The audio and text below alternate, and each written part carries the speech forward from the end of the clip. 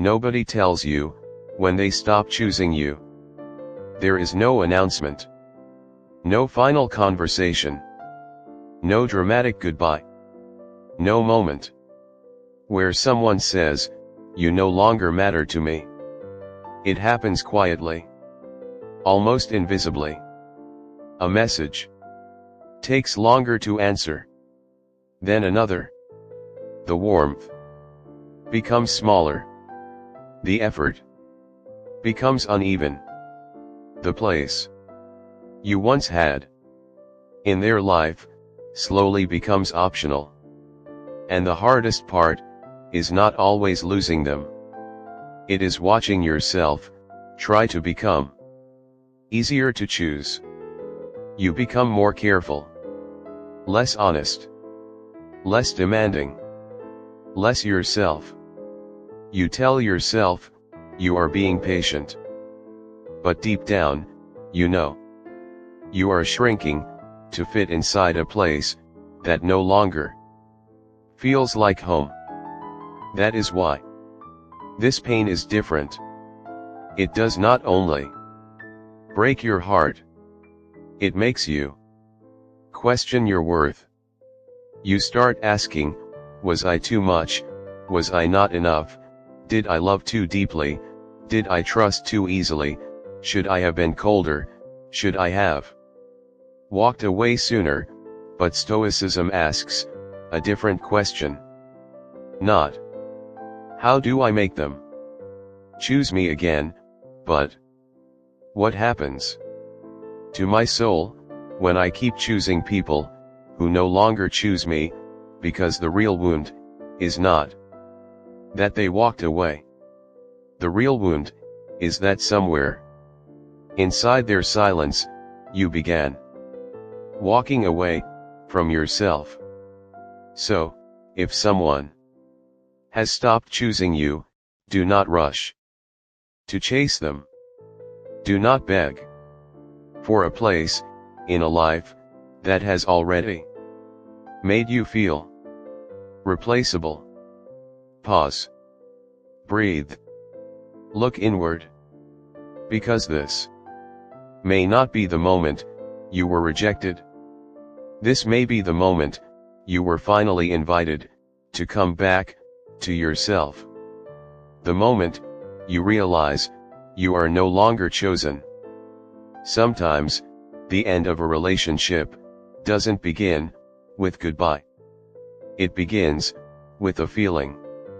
A feeling that something has quietly changed. Nothing looks different. Yet, everything feels different. The conversations become shorter. The laughter feels forced. The silence lasts a little longer.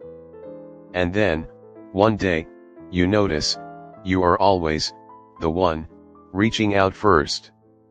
You stare at your phone. You see their name. You type a message. Then, erase it. Type again.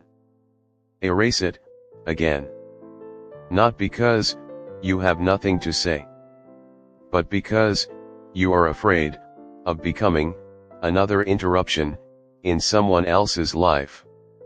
That fear changes us quietly, without warning. You begin editing yourself. Don't ask for too much. Don't reply too quickly. Don't care too deeply. Little by little, you stop being yourself. Not because you wanted to, but because you are trying to avoid another disappointment. A woman once shared something I have never forgotten. She said, "I knew my marriage was ending, not when we stopped saying, 'I love you,' but when I stopped telling him about the little things that happened during my day." That sentence says everything. Love rarely disappears all at once. It fades through ordinary moments. A conversation that never happens. A question that is never asked. A smile that is never returned. And because nothing dramatic happened, your mind starts searching for a reason. Maybe I wasn't enough. Maybe I changed. Maybe if I try harder, they'll come back. That is the first trap. The heart would rather blame itself than accept that some people simply grow in another direction. Because if it was your fault, then maybe you can fix it. But what if there was never anything to fix? What if someone else's choice was never a measure of your worth? This is where Stoicism quietly enters. Not to teach you how to stop loving, but to remind you where your value has always lived. The value of a diamond does not disappear because one person walks past it. Neither does your soul. People change. Seasons change. Hearts change. That is life. The tragedy is not that they changed. The tragedy is forgetting who you were while trying to become someone they would choose again. So perhaps this is not the end of your story. Perhaps this is the moment life quietly asks one simple question. If someone has stopped choosing me, when was the last time I truly chose myself? The invisible weight you were never meant to carry. Have you ever noticed how one empty chair can change an entire room? Imagine walking into your favorite cafe. You order the same drink. You choose the same table. Everything looks exactly the same. Except the chair across from you is empty. No one else notices. People keep talking. Music keeps playing. Life moves on. But to you, that empty chair feels louder than every voice around it. Because the heart does not mourn objects. It mourns meaning. That is why rejection hurts. Not because someone left, but because their absence begins filling ordinary moments. A street you avoid. A song you skip. A restaurant you cannot walk into. The world has not changed. But somehow, it no longer feels like yours. And without noticing, you stop grieving the person. You begin grieving the future you imagined with them. The conversations that will never happen. The trips that will never be taken. The memories that will never exist.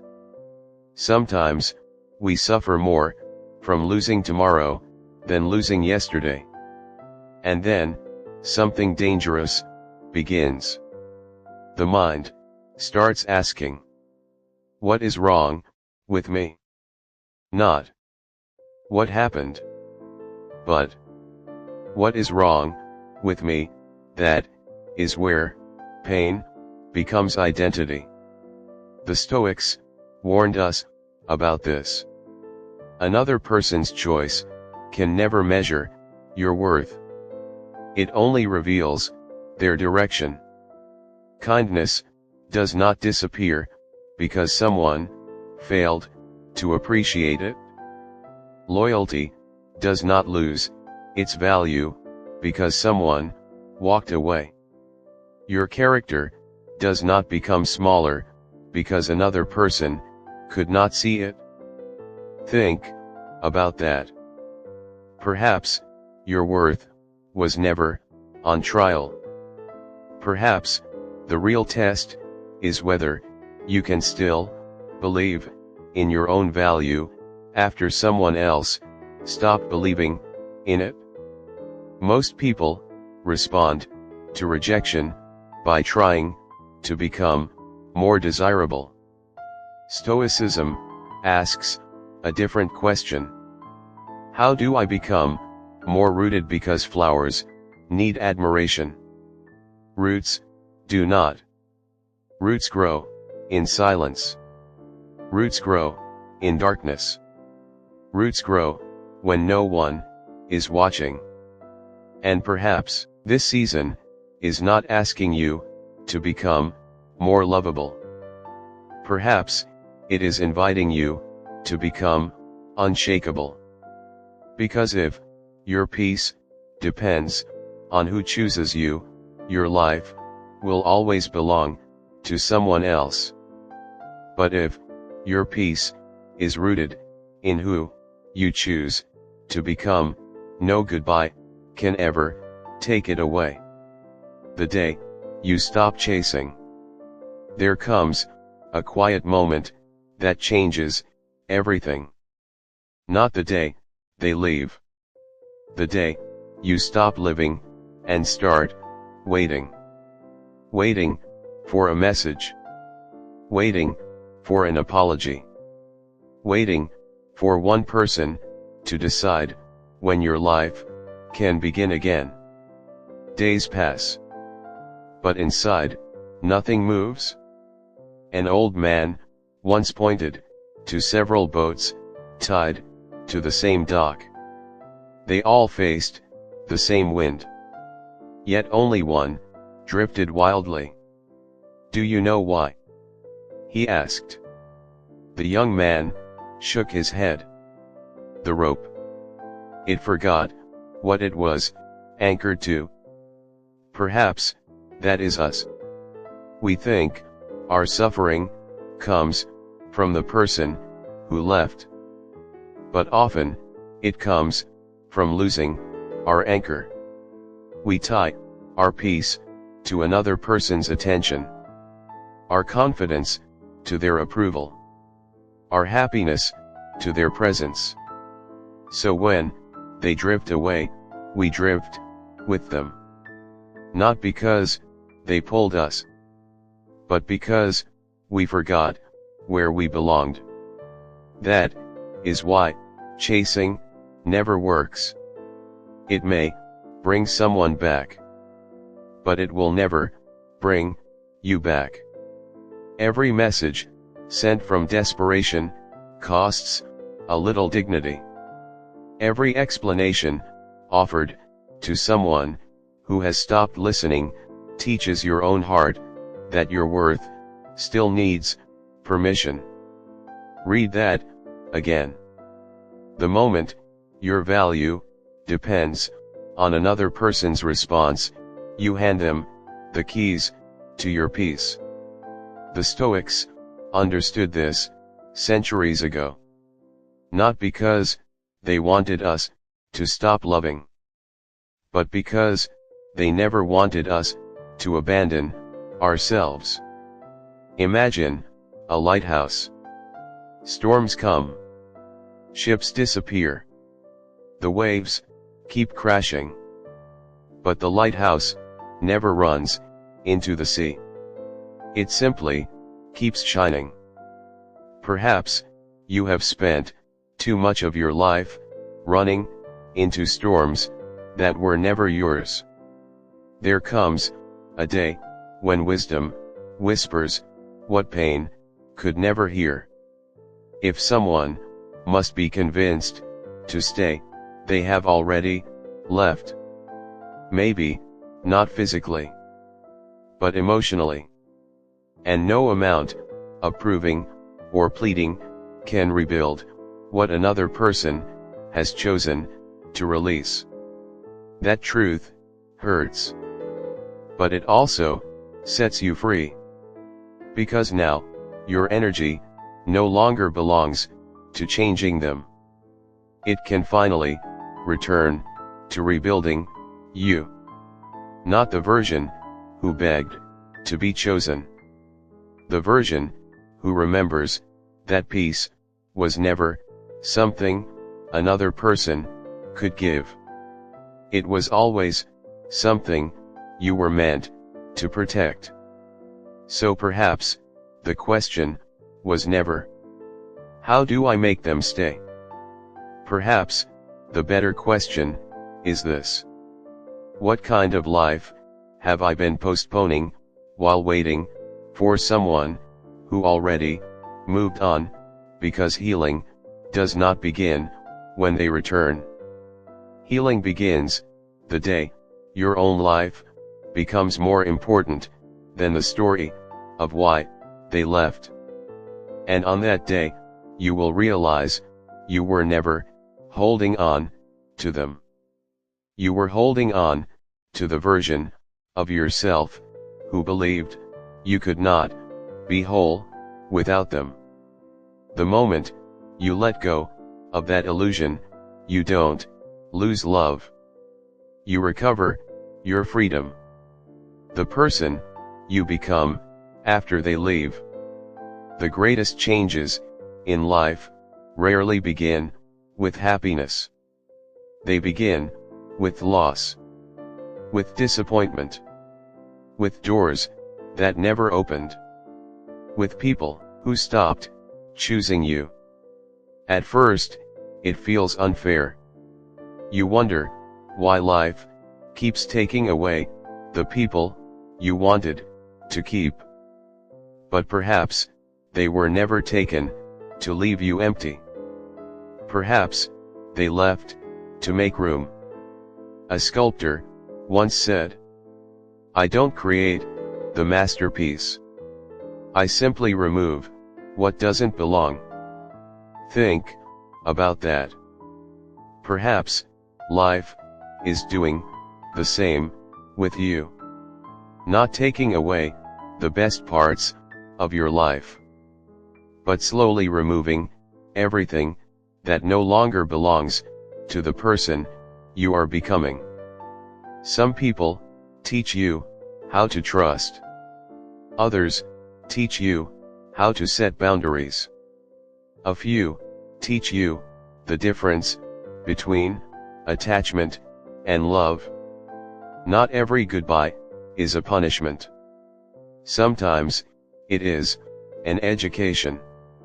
Marcus Aurelius once reminded himself that fire turns every obstacle into fuel. Perhaps your heartbreak can do the same. Not destroy you, build you. Imagine meeting yourself 5 years from now. Calmer, wiser, stronger. A version who no longer waits for a message before smiling. Who no longer measures their worth by someone else's attention. Now, ask yourself, would that person erase this painful chapter, or would they say, "It hurt, but I needed it"? Growth always asks for something to end before something better can begin. Perhaps you have spent too much time trying to become the person someone else would never leave. Maybe it is finally time to become the person you never abandon. That decision changes everything. Because from that day, success is no longer measured by who stays. Peace is no longer measured by who calls. Love is no longer measured by who chooses you. Instead, your life begins to grow from somewhere deeper. Character, purpose, self-respect. These things cannot be given. Which also means they cannot be taken away. One day, someone new will walk into your life. They will admire your calmness, your kindness, your quiet strength. They will never know how many tears became wisdom? How many goodbyes became courage? How many broken dreams built the person standing before them? So, do not rush this chapter. Do not curse it. Do not waste it. Because one day, this will no longer be the chapter where someone left. It will become the chapter where you found yourself. Before we part, there is one last thought I hope stays with you. Life will not always choose the people you hoped would stay. Some will leave quietly. Some without warning. You cannot control that. You never could. But there is something far more valuable you can protect. The relationship you build with yourself. Because long after every goodbye, every unanswered message, and every painful memory, the one person still walking beside you is you. Be kind to that person. Speak with patience. Forgive yourself for believing you had to earn love by becoming someone else. You never had to.